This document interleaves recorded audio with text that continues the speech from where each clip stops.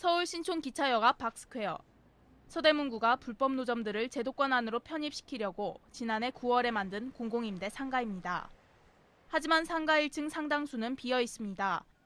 상가에 입주하라는 구청의 설득에도 일부 상인들이 기존의 이화여대 앞 거리에 남아 불법 노점을 하기 때문입니다.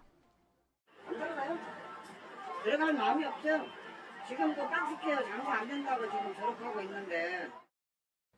임대료를 내고 박스퀘어에 입주한 합법 노점 상인들 가운데서도 불만이 나옵니다. 정리를 해줘야지. 여기 있는 음식이 거기 그대로 다 있는데 양분화가 안 된다고 나 그렇게까지 얘기했는데. 대부분의 자치구는 신규 노점은 강력히 막지만 기존 노점에 대해서는 제재를 거의 하지 않고 있습니다. 특히 노점상은 영세한 약자라는 사회적 인식이 있어 불법 노점이라 해도 강제 철거 등의 강력한 행정 처분을 하기는 부담스럽다는 것이 구청의 입장입니다. 기존 노점상에 대해서는 지금 인정해주고 가는 거예요. 불법인데 합법이라니까요. 장사 거의 다 안 해요. 민감해요. 일부 자치구들은 아예 생계형 노점과 기업형 노점을 구분해 관리합니다. 생계형인지 기업형인지는 재산조회를 통한 자산 규모로 구분하는데 문제는 노점이 재산조회를 거부할 경우 대안이 없다는 겁니다.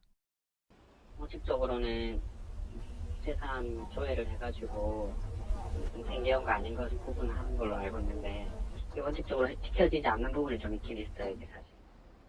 사정이 이렇다 보니 노점이 만들어진 시기나 위치 등 주관적인 잣대를 적용하기도 합니다.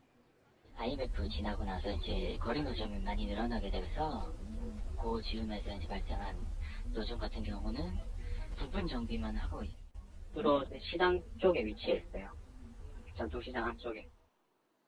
영등포구는 생계형 노점상의 기준으로 본인 재산 3억 5천만 원, 부부 합산 4억 원 미만을 내놓았지만 이를 두고 영세한 노점이 많냐는 비판도 일었습니다.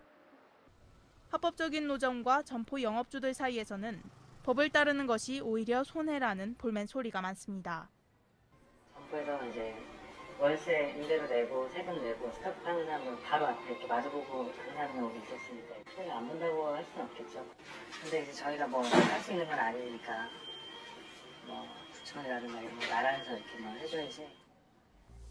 불법과 합법 사이에 명확한 기준을 세우고 정말 생계 유지가 힘든 영세한 노점상이라면 공공 일자리 연계와 같은 사회적 지원이 필요하다는 지적이 제기됩니다. TBS 조지연입니다.